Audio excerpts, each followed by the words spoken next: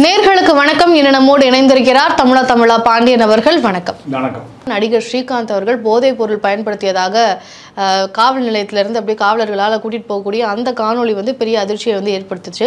அந்த வகையில் நடிகர்கள் மத்தியில் இப்போ போதைப் பொருள் கலாச்சாரம் அப்படின்றது ரொம்பவே சர்வசாதாரணமாக ஆயிட்டோம் அப்படின்ற ஒரு கேள்வியும் இருக்குது. முதல்ல ஸ்ரீகாந்த் அவர்கள் பிடிப்பட்டதுக்கோ இல்லை அவர் போதைப் பொருள் பயன்படுத்துறது எப்படி காவலர்களுக்கு தெரிஞ்சது, அதனுடைய பின்னணியை பற்றி சொல்லுங்கள் சார். கோகைன் பயன்படுத்துகிற பழக்கம் திரைப்படத்துறையில் நீண்ட நாட்களாகவே ஒரு நிலவி வருகிற பழக்கம்தான். ஏன் இதில் காவல்துறையினர் இதில் அக்கறை காட்டுவதில்லைன்னா, எல்லா பார்ட்டிகளுமே ஆளுங்கட்சிக்கு ஆதரவான நடிகர்கள் கலந்து கொள்ளுகிற காரணத்தினால் காவல்துறை அங்கே போவதில்லை. இப்போ ஸ்ரீகாந்த் வழக்கில் என்ன நடந்ததுன்னா, அஜய் வாண்டையார் நுங்கம்பாக்கத்தில் ஒரு பாரில் சண்டை நடக்குது. இந்த சண்டையில் திமுகவை சேர்ந்த ஒருவர் நிலம் பர்ச்சேஸ் பண்ணுறார், இன்னொருவர் அதிமுகவை சேர்ந்த ஒருவர் நிலத்தை விற்கிறார். இதற்கு நடுவில் அஜய் வாண்டையார் குழு இதை மீடியேஷன் பண்ணுது. 50 கோடி ரூபாய் விற்கப்பட்ட நிலத்தில் 1 கோடி ரூபாய் கமிஷன் வரும்.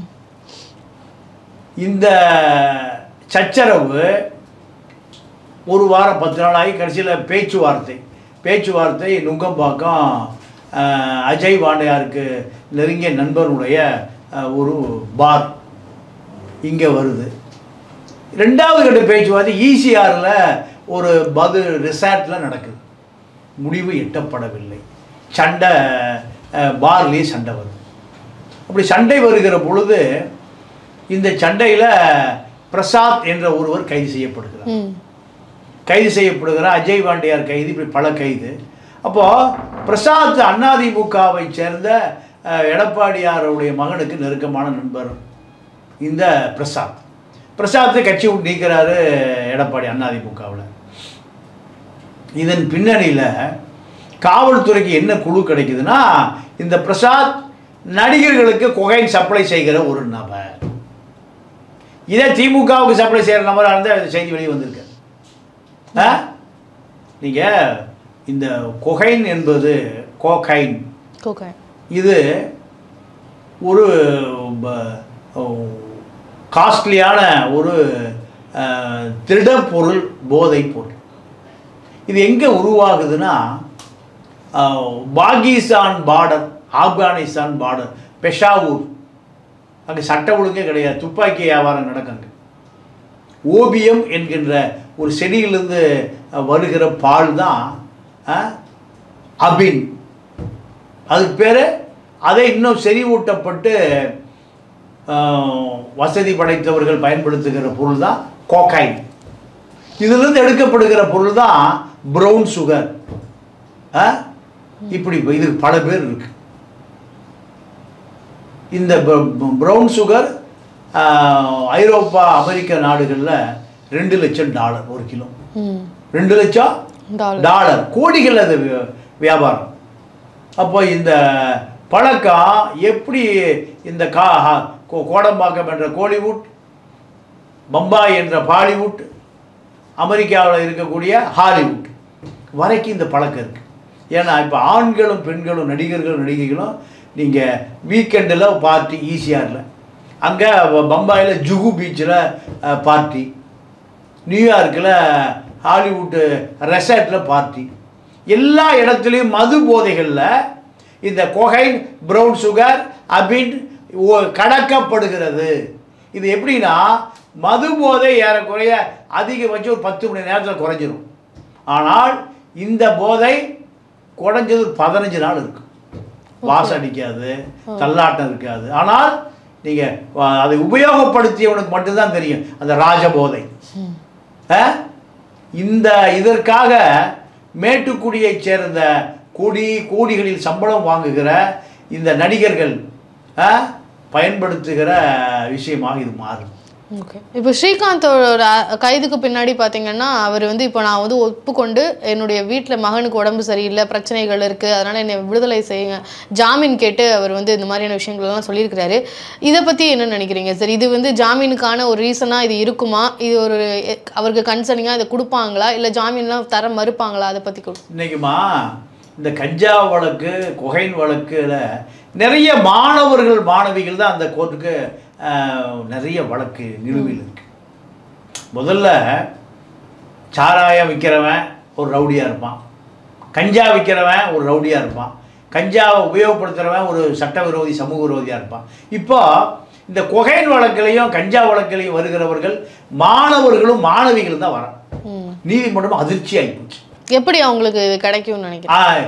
காவல்துறை ஒத்துழைப்பு இல்லாமல் கிடைக்காது. காவல்துறை நினைத்தால் 24 மணி நேரத்தில் அதை ஒழிக்க முடியும். காவல்துறை தான் இதற்கான உற்பத்தியாளர்களே. நீங்கள் சைலேந்திர பாபு டிஜிபியாக இருக்கிற பொழுது 2000 பேருடைய லிஸ்ட்டை அறிவிச்சார். 2000 பேருடைய வங்கி கணக்கு முடக்கப்பட்டதுனால 2000 பேரை முடக்கியால வங்கி கணக்கு முடக்கிறாரா? அவன் இனிமேல் சுவிஸ் பேங்கில் அக்கௌண்ட் வச்சுக்குவான். நீங்கள் இந்த ஹெராயின் உற்பத்தி பண்ணுகிற தென் அமெரிக்க நாடுகளில் ஹெலிகாப்டரே வச்சுருப்பான். என்ன வச்சுருப்பான்? ஹெலிகாப்டரே வச்சுருப்பான். ரெண்டாவது, இது போன்ற நபர்கள் எனக்கு தெரிந்து இவர்களுடைய இலக்கு எந்த ஒரு குட்டி நாடுகள் தான். குட்டி நாடுகளில் இருந்து தான் அவர்கள் வெளிநாட்டுக்கு இதை கடத்துவது. குட்டி நாடுகளில் விமான நிலையம் சில பல லட்சங்களை தூக்கி எறிஞ்சு அந்த நாட்டை விமான நிலையத்தை கட்டுப்பாடு கொடுத்தாலும், சில பல லட்சங்களை தூக்கி எறிஞ்சால, டாலர்கள் தூக்கி எறிஞ்சால பல சவுத் ஆப்பிரிக்கா நாடு இருக்கு. அங்கே தான் இந்த விமானம் இறங்குவதும் ஏறுவதும் மிக எளிது. ஐரோப்பா நாடுகளுக்கு அங்கிருந்து தான் கடத்தப்படுகிறது. இது உற்பத்தி ஆகிற இடம் ஆப்கானிஸ்தான், பாகிஸ்தான் பார்டரில் இருக்கக்கூடிய பெஷாவார். குஜராத் பார்டர்லயுமே, குஜராத்ல இருக்கக்கூடிய ஒரு துறைமுகத்திலுமே இங்க அங்கதான். ஆமா, யாருன்னா நம்ம அதானிக்கு சொந்தமான துறைமுகத்துல 2000 கோடி 3000 கோடி 4000 கோடின்னு வர அப்படி ஒண்ணு இல்லாம அமைதியா போயிருக்கு. காரணம், சுங்கத்துறை அதிகாரிகளும் காவல்துறை அதிகாரிகளும் இதை நிரந்தரமாக முடக்க முடியும்.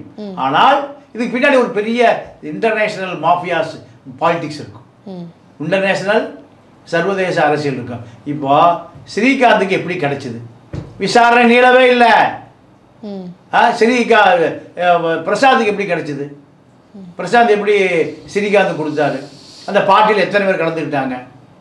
ஆளுங்கட்சி எவ்வளவு, எதிர்கட்சி எவ்வளவு, டெல்லி ஆளுங்கட்சி எவ்வளவு, அவர்கள் தொடர்புள்ளவர்கள் எத்தனை பேர்? இதெல்லாம் விசாரணை செய்வதற்காக காவல்துறை அதிகாரிகளுக்கு அதிகாரம் வழங்கப்படவில்லை. ஏன்? இதில் பிக் ஷாட் உள்ள வந்தாலும் அப்படியே விசாரணை பம்மிடும். ஸ்ரீகாந்த் நேரடியாக ஆளுங்கட்சி தரப்புல நேரடியாக பேசுறதுக்கு அவளுக்கு சோர்ஸ் இல்லை. ஒரு பெரிய கட்சி ஆரம்பிச்சிருக்கிற ஒரு பெரிய நடிகர் XRY யாரோ ஒருவர், அவர் வீட்டு விருந்தில் தட்டில் வைத்து கோகைன் பரிமாறப்பட்டதுன்னு சொன்னாலும் இல்லையா, வீடியோ இருக்கு.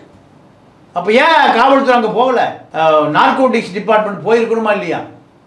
போதை ஒழிப்புத்துறை போயிருக்கணுமா இல்லையா? இந்த பொருள் சாதாரண புழக்கத்தில் இருக்கு. கோலிவுட்ல மிக சாதாரணமா இருக்கு. கோலிவுட்ல நீங்க ஈஸியா நடக்கக்கூடிய பார்ட்டிகள், டின்னர்கள், சாதாரணமா நடக்கக்கூடிய விஷயத்துல ஸ்ரீகாந்த் மட்டும் எப்படி சார் மாட்டோம்? அவருக்கு எந்த பின்னணியும் இல்லை. ஓகே, எந்த பின்னணியும் இல்லை. குற்றவாளி தான். குற்றவாளிகளை தப்பித்துக் கொள்கிறார்கள். ஏன்? குற்றவாளிகளுக்கு அதிகார பலம் உள்ள பல பேர் இருக்காங்க, அதனால அவன் தப்பிச்சுக்கிறான். சாராயம் குடிச்சிட்டு ரோட்டில் படுத்து கிடக்கிறான், ஆமாம் அவனுடைய நிலைமை. பிராந்தியை குடிச்சிட்டு பாதி பேர் காரில் ஆக்சிடென்ட் பண்ணுறான், அது அவனுடைய ஸ்டாண்டர்டு. பெரிய இடத்து பழக்கம் காக்டைல், அதாவது வயசா 7 நட்சத்திர ஹோட்டலில் நீங்கள் பிராண்டி, விஸ்கி, ரம்மு, ஒயின், ஜின்னு எல்லாம் கலக்கி கோகையும் கலக்கி கொடுத்துருவோம் பார்ட்டிகளில். அந்த பார்ட்டியில் ராஜ போதையாக இருக்கும். நடிகர்களும் கலந்துக்குவான், நடிகைகளும் கலந்துக்குவான்.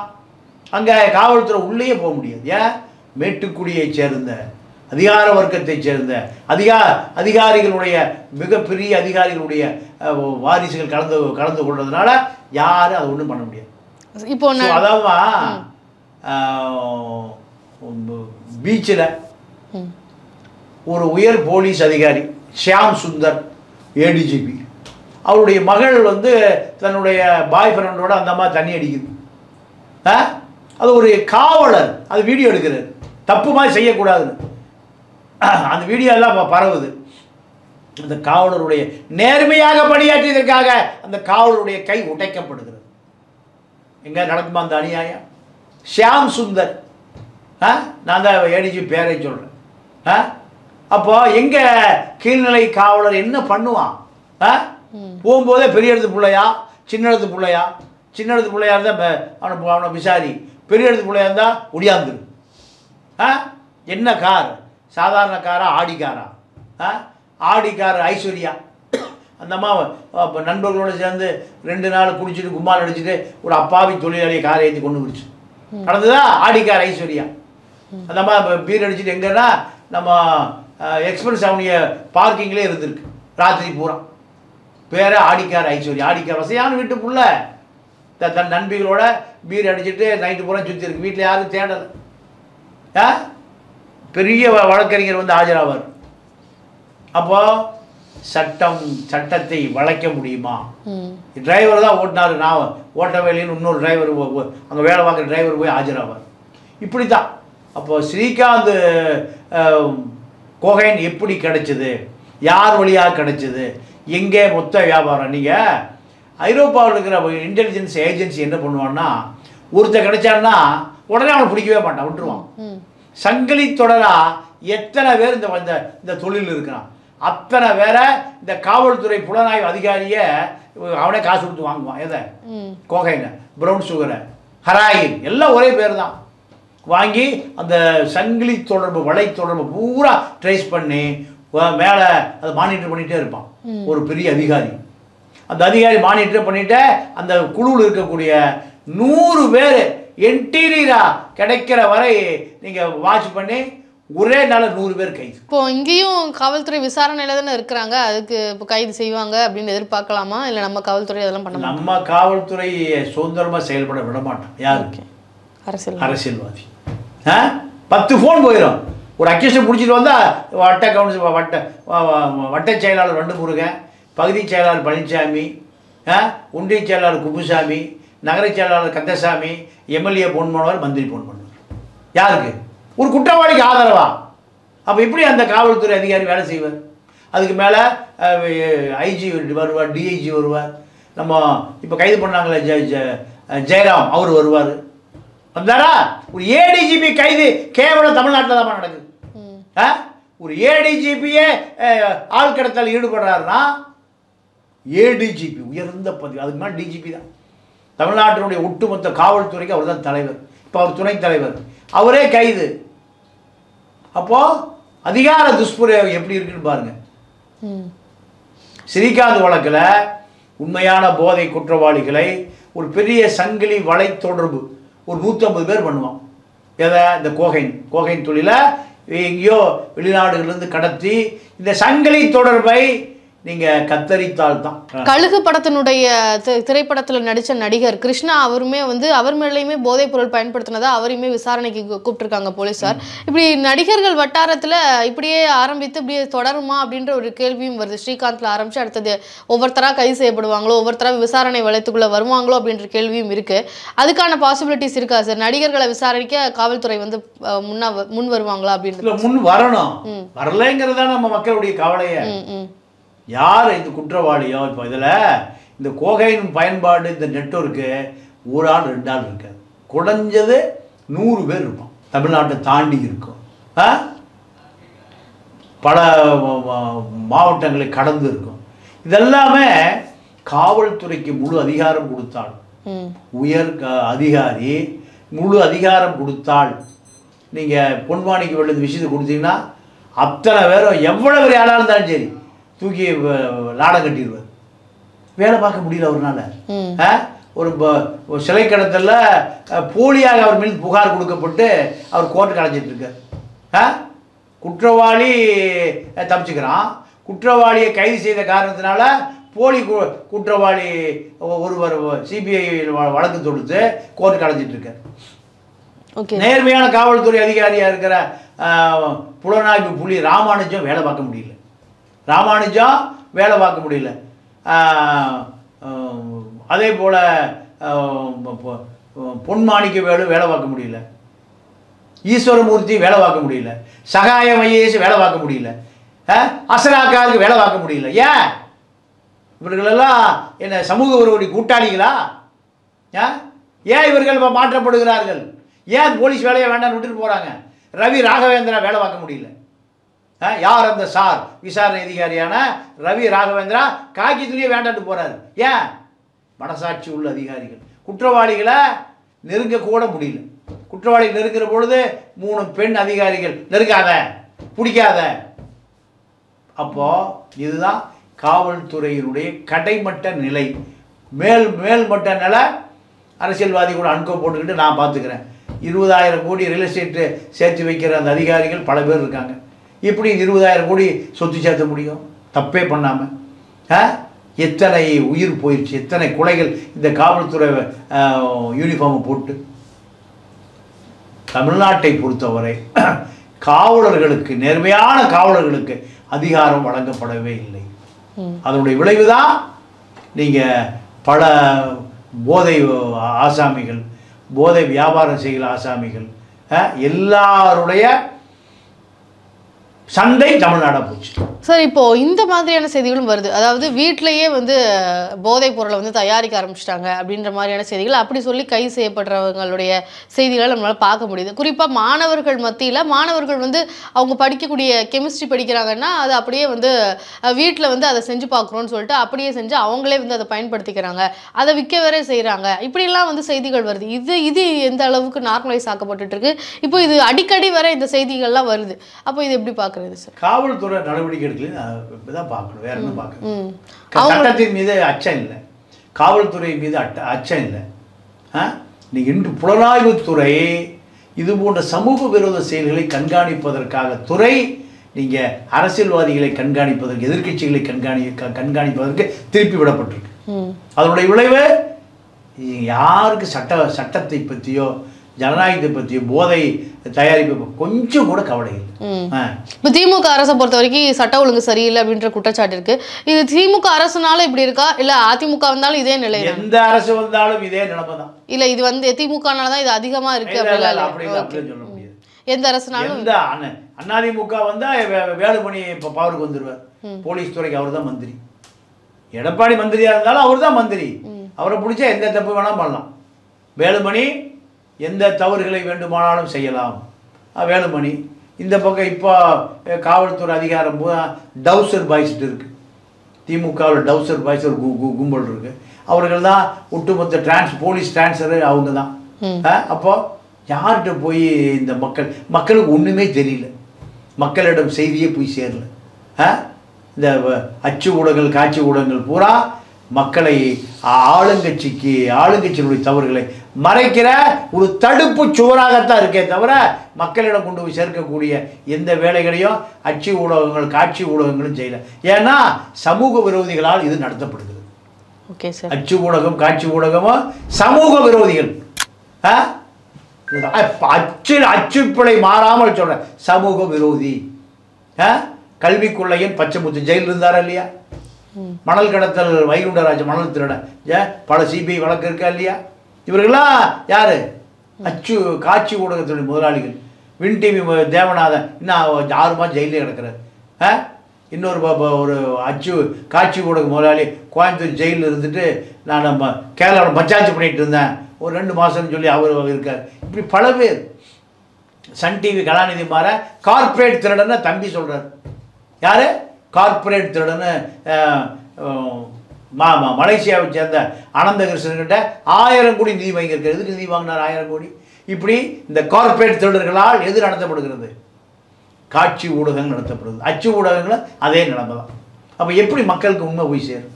ஓகே, உண்மைகள் தெரிந்தால் மக்கள் விழிப்புணர்வோடு இருப்பாங்க அப்படின்னு நம்புறீங்களா சார்? கண்டிப்பாக. மக்களை பொறுத்தவரை மக்கள் மாசு மறுவற்ற அப்பாவிகள். அவனுக்கு எந்த பாதுகாப்பதற்கு ஆள் இல்லை, செய்தி கொண்டு போய் சேர்ப்பதற்கு ஆள் இல்லை. கேரளாவில் இருக்கிற அரசியல் தமிழ்நாட்டில் இல்லை, அப்பாவியாக இருக்கான். Okay sir. 500 ஓட்டு போடுறதுக்கு சிவாஸ் ஓல்டு முங்கு கோட்டரு காக்கா பிரியாணி ஓட்டு போட்டு போயிடுறானே. அப்போ இவனுக்கு என்ன அரசியல் தெரியும்? அரசியல் தெரிந்த படித்த பண்பாளம் 30% ஓட்டே போடாமல் ஒதுங்கிட்டான். இதுதான் தமிழ்நாட்டு அரசியல்.